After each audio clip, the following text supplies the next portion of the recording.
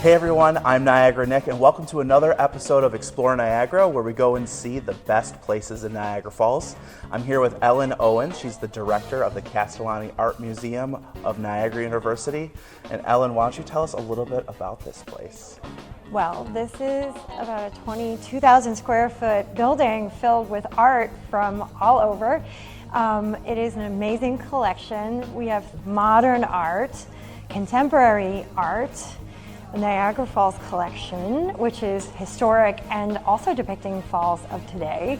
And then we have a folk art collection that features a lot of cultural pieces by people in this area. So there's a little bit of something for everyone. And it's got a great story about how it's founded. But I'll tell you that one of the pillars of the foundation of this place is that this place is free. I think that's kind of the best part, is this is open to the public, it's free. There's a couple of attractions around here that are all free. You know, there's the Power Vista close by as well. So it's kind of like a twofer. You kind of get the art and you get the science, but both free, but both very well done. And they're backed by Niagara University. And tell us a little bit of the story of the founders of this. Absolutely. Well, so the Castellani family immigrated here from Italy. Armand Castellani started a bodega in Niagara Falls, and that grew into a grocery store. And he was really a successful businessman, so his business kept growing.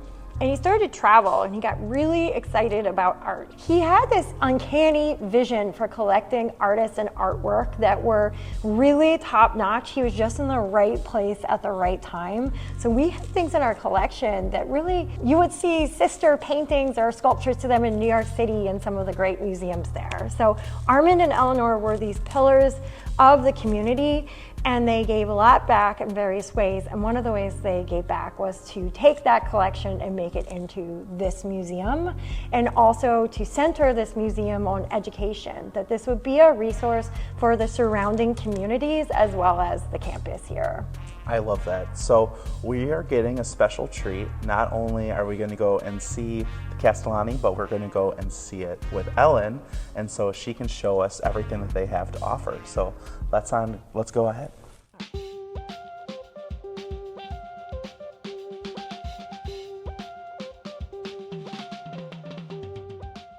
So in this main gallery here, we always show show-stopping works because it's so big. And so this is a changing exhibition space. We feature modern contemporary art. We usually bring people in from outside the area to be able to share something that's a little different in this spot. I also see that you have it set up for like a speaker to be here. You guys do things in this room regularly? Yes, we host a lot of things here. We do a lot of public programming, so we'll have talks, we'll have discussions. We do a lot of work with local communities, so sometimes there'll be a community group that takes over the space, or we'll work with kids on campus to actually do a student presentation.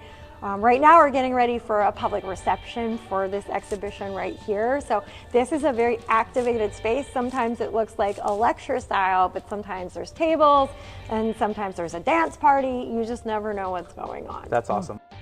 We have the only folk artist in Western New York that works on our staff as one of our curators. So he does a lot of documentation out in the community about people's ways of lives, their cultural traditions. And it's really important to preserve that, because sometimes people assimilate and they lose some of that important history about themselves. And there's so many rich histories to capture here with all of the immigration that's happened over time. So there's never a lack of a story to be told.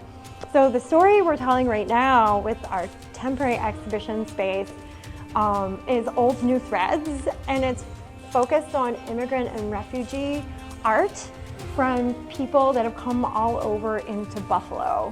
And so this is featuring the work of immigrant and refugee women, and they create this work through Stitch Buffalo, and then they're able to sell it. So it's this economic driver for them too. That's so cool.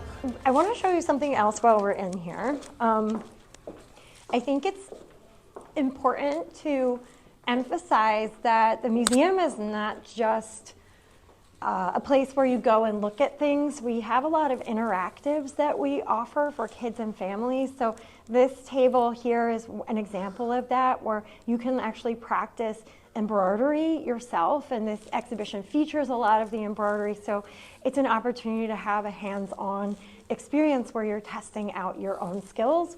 And we have a lot of these types of stations throughout the museum because we realize that people learn in different ways. Some people learn by looking and reading, and some people learn by doing. And we want people, especially families, to be able to have things to do. I get it. I'm a doer. Yeah. I need to do things, so I appreciate that. Got to keep those hands busy. Yeah. This is suede. Velvet. Oh my goodness. How about this one? I think I can get this one. It's denim. Yeah. Yeah. Yeah. So simple but fun, right? Learning a little bit more Fleece. about Felt. clothes. You're close. See, I felt it, and I thought it was fleece, and it wasn't.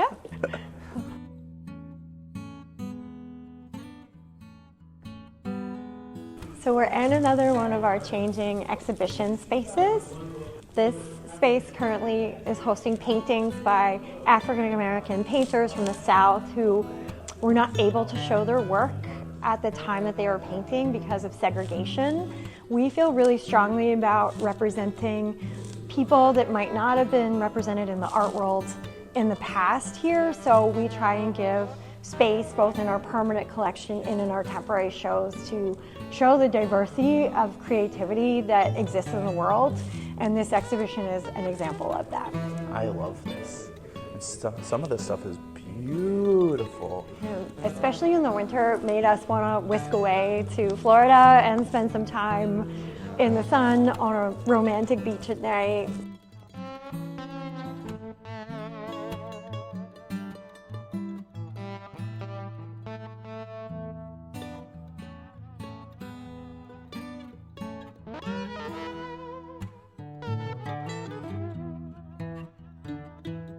So this space is a really interesting space because it's in transition. We're actually building an exhibition. You can see a little behind the scenes right now. And this is where we put our historic Niagara collection. The shows coming in here is about the daredevils of the fall. So we're extra excited about this, talking about those crazy people that did stunts.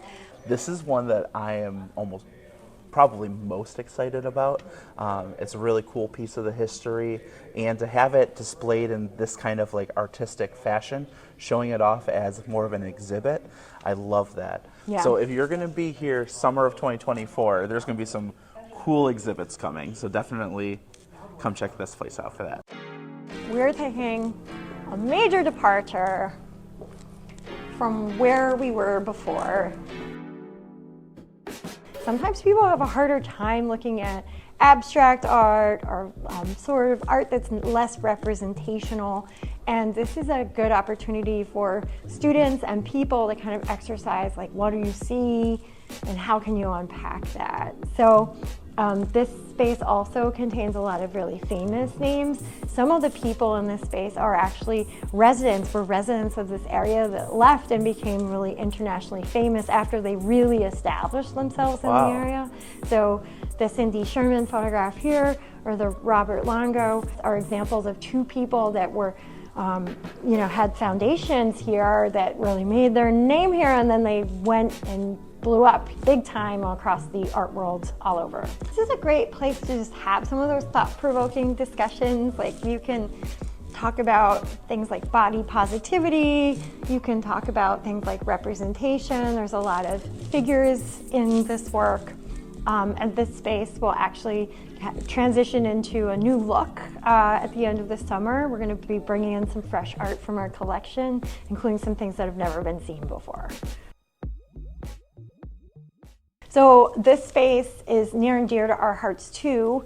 It is a space that students curate. So we have 2 shows in this space a year. We call it the Abstraction Gallery because we're working with NU students to pull work from our collection that tells a story, or to work with an outside person or artist group to be able to curate a show with them collaboratively. So this exhibition is featuring a Tuscarora finger weaver, a practice that was on its way to being kind of endangered, and she brought it back. Her name's Marilyn Isaacs. I liken finger weaving to a very complex friendship bracelet. It's way more complicated than that because there are so many strands, but it's literally you're using your hands to do the weaving. So, you know, if you're a kid and you had that experience of trying to make like tiny little bracelet, this is like that on steroids, and it takes, you know, a very long amount of time. You have to be very skilled. The Tuscarora Reservation is only 10 minutes down the street, so we feel really strongly about trying to represent them and their culture and the space as part of our good stewards of this land and being neighbors to them.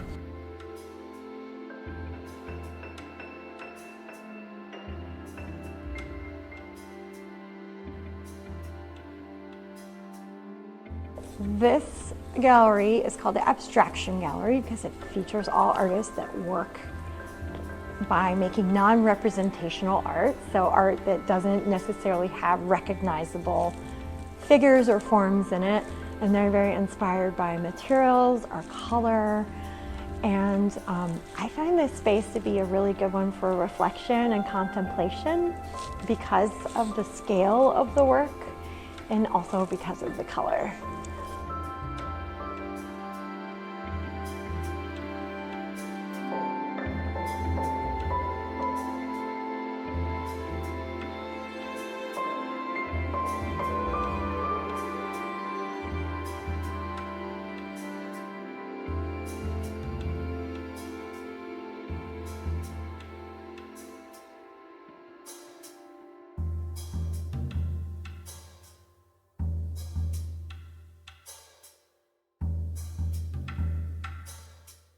We're not a huge museum, so you can do this rather quickly or you can take your time.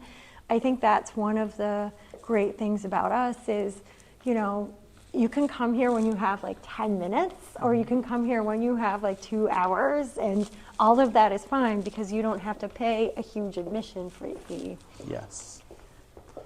And you can always come back. You can always come back, which we like. We love return visitors. So the last space that we have is also featuring the collection of the museum. We are calling the space Through Artist's Eyes, and this intentionally mixes the collections together from Niagara Falls to folk art to our modern art collection. I was going to say, I saw a little bit of Niagara Falls back there. Yeah, that whole wall's Niagara Falls, and that actually is a really good wall to illustrate what the point of this exhibition is, which is that all kinds of people see all kinds of things different ways, and artists are like that. Yeah, there has been so much change here over time that our collection definitely documents that. It's almost like it's telling these stories, these ghosts of the past that, you know, we don't see, or it's hard to even find out about now. Yeah. I think that museums are places where you can create lasting memories, because the way you see something and the way I see something is different. And then when we look at it and we pick things out, we notice different things. And then when we talk about it, it makes me appreciate the way you see better, and it makes you appreciate the way I see better. And then we appreciate the work of art and maybe just how humans can communicate with each other better.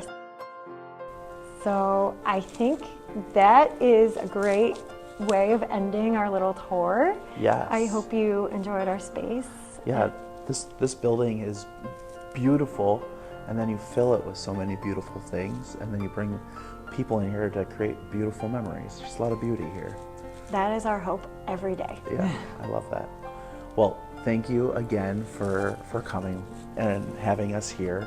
And everyone else, if you enjoyed this video, make sure that you like, comment, subscribe, and check out Explore Niagara for more videos like this. We highlight all of the best things that there are to do in Niagara Falls.